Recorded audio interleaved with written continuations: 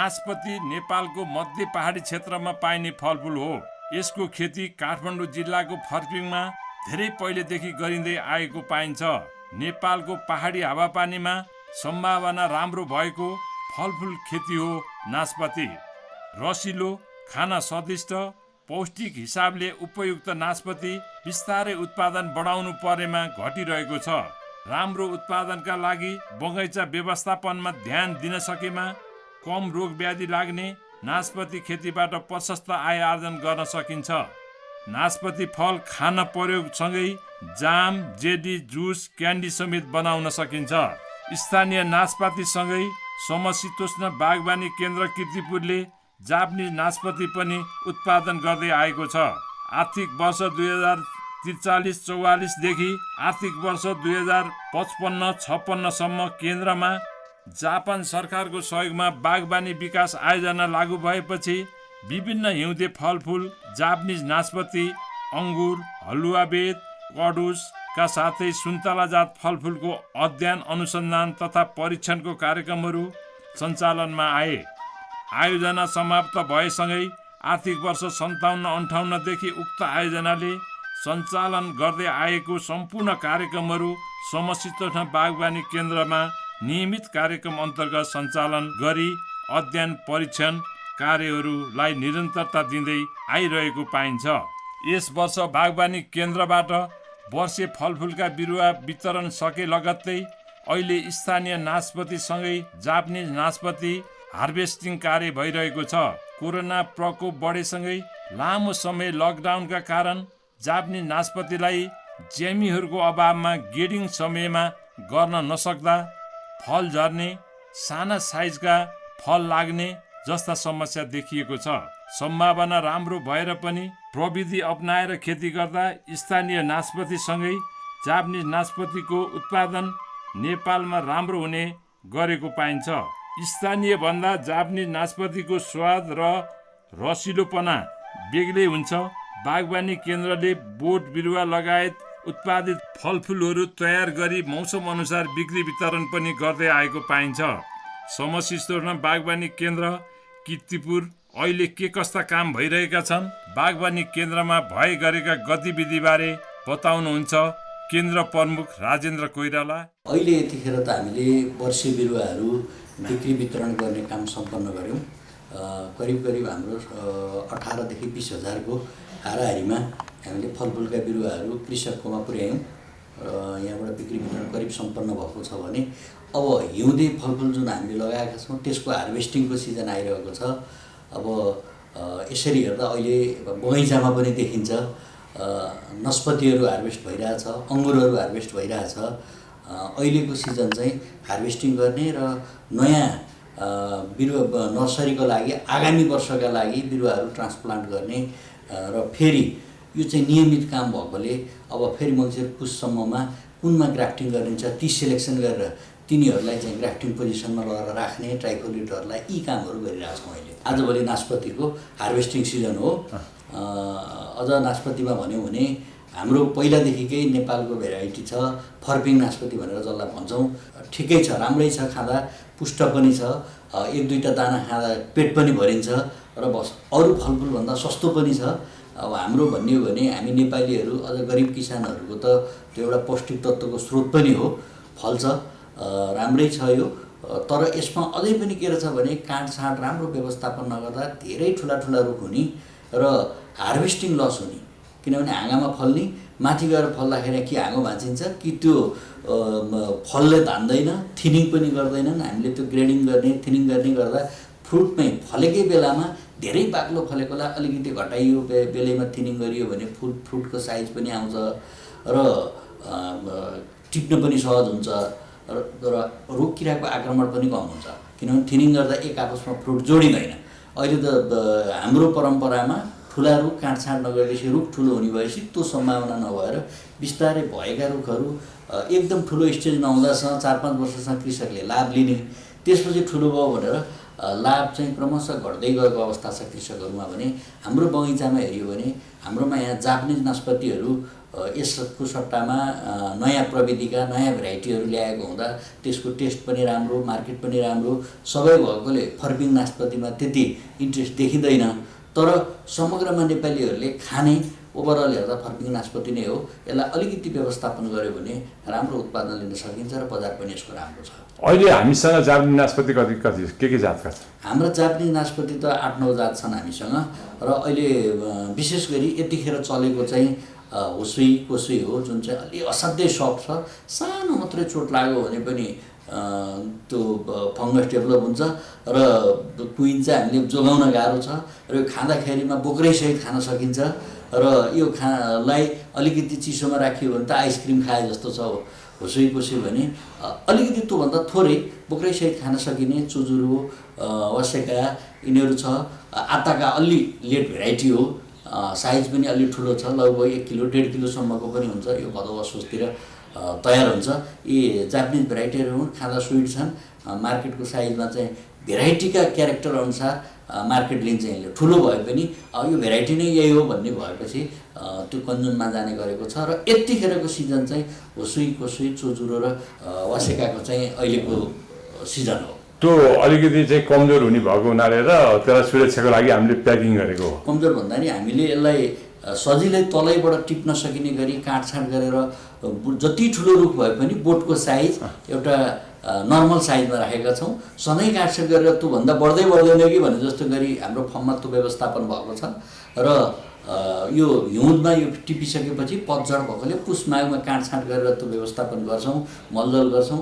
र यसलाई नियमित फल्न थालेपछि थिनिङ गर्नुपर्छ। धेरै फल्छ र कतिपय थिनिङ गरिएन त्यो हाँगोले नधानेर साइज ठुलो हुँदै गएपछि धान्दैन अनि पट्टपट्ट भाँचिन्छ। पहिला हेर्दा हामीले ओहो यो फ्रुट किन फाल्ने भनेर हामीले आफैले माया गर्छौँ। पछि त्यो फ्रुट बढ्दै गएपछि त्यो हाँगैले धान्दैन अनि हामीले गरेको माया त्यतिखेर खेर जान्छ। त्यो थिनिङ गर्दा अलिकति हामी प्राविधिक निर्दय नै भएर थिनिङ गऱ्यो भने फ्रुटको साइज पनि आउने र एक आपसमा नजोडिँदा एउटामा लागेको किरा अर्कोमा तुरुन्त सर्नलाई केही समय लाग्ने त्यो बचाउन सकिन्छ।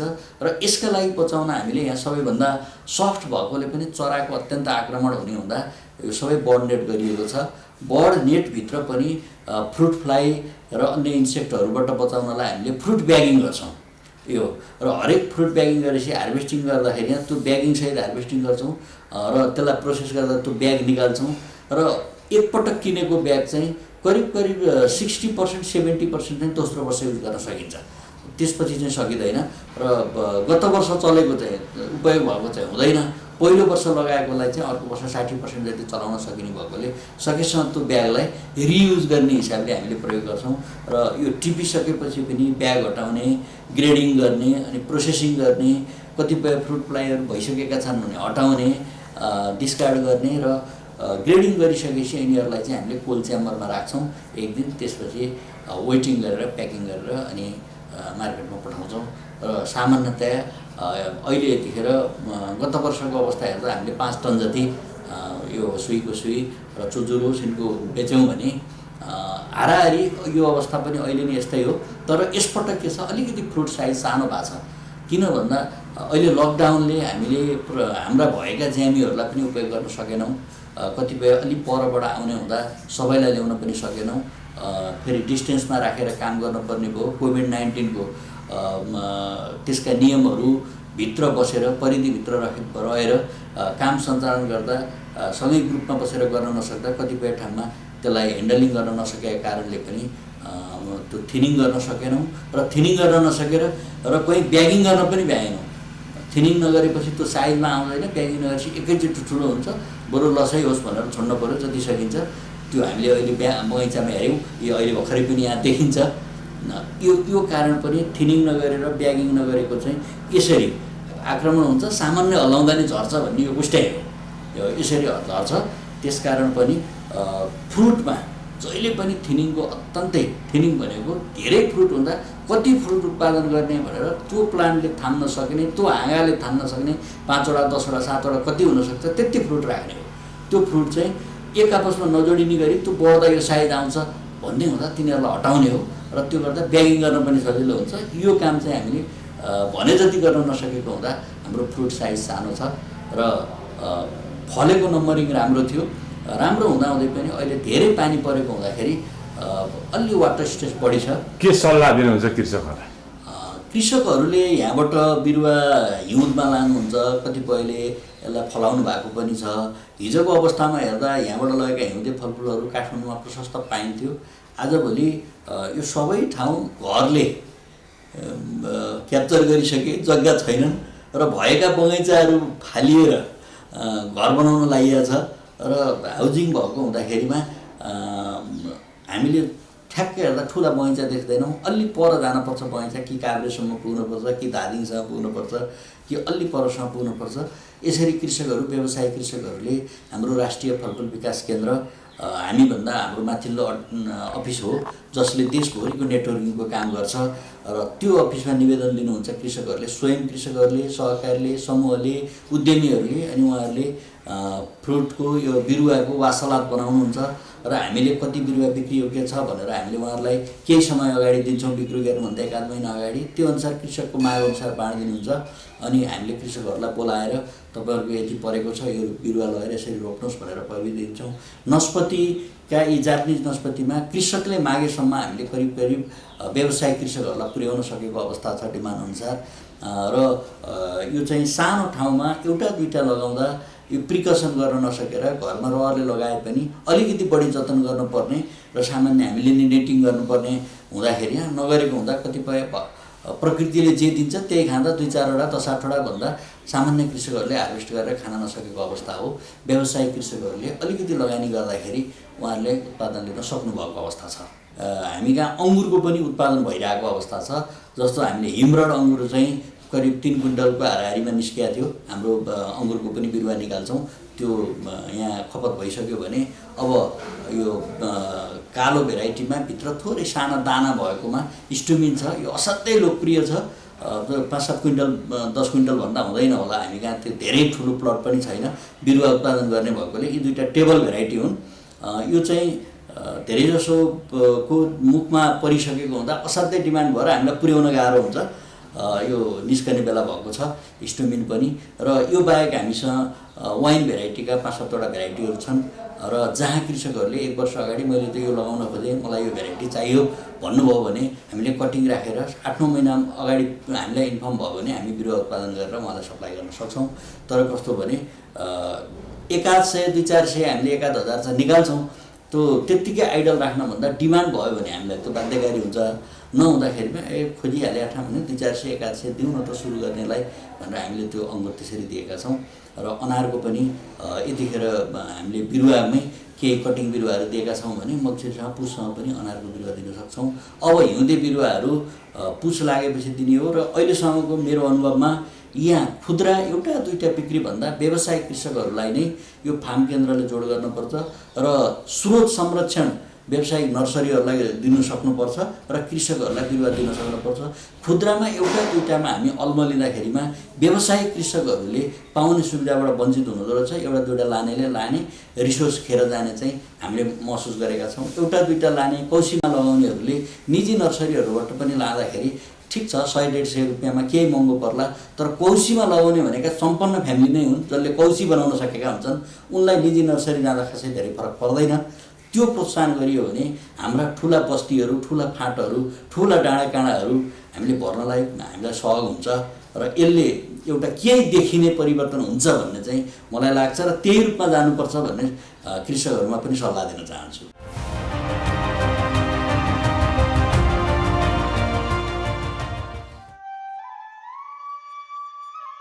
नेपालमा परम्परादेखि नै जीवन निर्वाहमुखी पशुपन्छी पालन व्यवसाय गरिँदै आएकोमा हाल पशुपन्छी पालन व्यवसाय बिस्तारै व्यवसायीकरण भइरहेको छ। नेपालको भौगोलिक वातावरणीय अवस्थासँगै पशुपन्छी पालन व्यवसायमा पशु आहारा सजिलैसँग सन्तुलित रूपमा उपलब्ध गर्न सहज देखिँदैन। पशु आहाराको रूपमा सिजन अनुसार कृषिजन्य वस्तुहरूबाट प्राप्त हुने पराल, नल, ढोड, छबाली र घरबारीमा वा कान्लामा पाइने घाँसहरू व्यावसायिक रूपमा लगाइएको इपिल, बडर, काब्रो, टाँकी, कोइरालो, किम्बु, पाखुरी, खन्यु, दबदबे, बाँस, गोगन जस्ता डाले घाँसहरू, विभिन्न मौसममा स्थानीय स्तरमा पाइने बहुवर्षीय भुइँ घाँसहरू, साथै नेपियर, स्टाइलो, बर्सिम, जई, भेज, टियोसेन्टी जस्ता उन्नत भुइँ घाँसहरू मुख्य रूपमा पशु आहारको रूपमा प्रयोग गर्ने गरिन्छ। यसको अलावा खास समयमा उत्पादनको समयमा पशुहरूलाई मकै, चोकर, भुसा, पिनाहरू दानाको रूपमा खुवाइने गरिन्छ। अहिले व्यावसायिक रूपमा पशुपन्छीहरूको दाना उत्पादन गरी बिक्री वितरण हुने पनि गरेको पाइन्छ। पशुपन्छीहरूबाट राम्रो उत्पादन लिनका लागि जात र शारीरिक तौलका आधारमा दाना पानी व्यवस्थापन गर्नुपर्दछ। हाम्रा अधिकांश कृषकहरूले पशुहरूलाई मौसम अनुसार उपलब्ध हुने पशु आहार खुवाउने चलन छ। यसरी मौसम र उपलब्धता अनुसार पशुपन्छीहरूलाई आहार दिँदा पशु आहार सन्तुलित नहुन सक्छ। त्यस्तै पशु आहारमा आवश्यक पर्ने रेसा तथा पाचनशील पौष्टिक तत्त्वहरू पनि अपुग हुने वा बढी हुन गई आहार असन्तुलित हुन सक्छ। वर्षाको मौसममा कलिलो हरियो घाँस मात्र दिँदा पशुलाई आवश्यक पर्ने कुल ठोस पदार्थ र कुल कच्चा रेसा कम हुने सम्भावना रहन्छ। हिउँदको समयमा सुक्खा आहार मात्र दिँदा पौष्टिक तत्त्वहरू आवश्यकता अनुसार अपुग हुन सक्छ। दाना मात्र दिँदा पनि आवश्यक पर्ने कच्चा रेसाको मात्रा नपुगी पाचन सम्बन्धी समस्या हुँदै पशु मर्न सक्दछ। पशुपालन क्षेत्रमा आहार व्यवस्थापन गर्दा उघ्राउने पशुलाई कुल आवश्यक पर्ने शुष्क कच्चा रेसाको मात्रा नपुगी पाचन सम्बन्धी समस्याको आधारमा 40% भन्दा बढी दाना दिनु हुँदैन। त्यसैले दानामा आधारित भएर पशुपालन गर्न सकिँदैन। तर सन्तुलित रूपमा घाँस दिन सकेमा 10 लिटरसम्म दुध दिने पशुलाई थप दानाको आवश्यकता पर्दैन। घाँसमा आधारित पशुपालन गर्दा कुल उत्पादन लागतमा 25 देखि 35% कटौती हुन गई पशुजन्य पदार्थको उत्पादन लागत घटाउन सकिने कुरा नेपाल कृषि अनुसन्धान परिषदको नतिजाले देखाएको पाइन्छ। प्रशस्त हरियो घाँस उपलब्ध हुने समयमा घाँसलाई काटेर सुकाएर हे बनाएर सुक्खा समयमा खुवाउन सकिन्छ। पशुलाई आवश्यक पर्ने कुल शुष्क पदार्थको आधारमा आहारको परिमाण निकालिन्छ। सन्तुलित रूपमा पशु आहार प्रदान गर्नको लागि सामान्यतया पशुलाई आवश्यक पर्ने कुल शुष्क पदार्थ मध्ये 3 भागको 2 भाग घाँसपातबाट र 1 भाग दानाजन्य पदार्थहरूबाट पूर्ति गर्नुपर्दछ। पशुलाई घाँसपातबाट पूर्ति गर्नुपर्ने शुष्क पदार्थ मध्ये 3 भागको 1 भाग कोसे घाँसका स्रोतबाट र 2 भाग अकोसे घाँसका स्रोतहरूबाट प्रदान गर्नुपर्दछ। शुष्क पदार्थको पूर्ति गर्ने क्रममा आवश्यक पर्ने दाना र घाँसपातको परिमाणमा पनि 3 भागको 2 भाग अकोसे घाँसपात तथा बालीहरूको स्रोतबाट र 1 भाग कोसे घाँसको स्रोतबाट पूर्ति गर्नुपर्दछ। यसरी पशु आहारलाई व्यवस्थापन गर्न सकेमा पशुपन्छी पालन राम्रो भई आम्दानी पनि राम्रो दिन सकिन्छ। हामीसँग स्थानीय रूपमा भइरहेका स्रोतहरूलाई प्रयोग गर्न नजान्दा नजानिदो तरिकाले घाटा बेहोरिरहेको पाइन्छ। पशुपालन व्यवसायमा लाग्नुभन्दा पहिले नै राम्रो जानकारी लिएर व्यवसाय सञ्चालन गर्न सके हामी उद्देश्य अनुसार सफल हुन सक्छौँ।